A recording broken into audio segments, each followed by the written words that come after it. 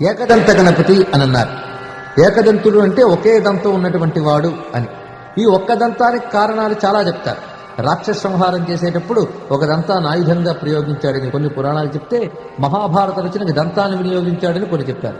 అయితే పౌరాణిక ప్రమాణంలో రాక్షస సంహారానికి దంతం ఉపయోగించడమే ఎక్కువ కనబడుతుంది.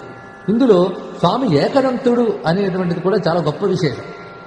అనేకదం తం భక్తానాం ఏకదంతం ఉపాస్మహే అని చెప్పారు. అనేకదం అంటే అనేకములనిచ్చేటటువంటి గణపతి ఆయన, కానీ ఆయన మాత్రం ఏకదంతుడే.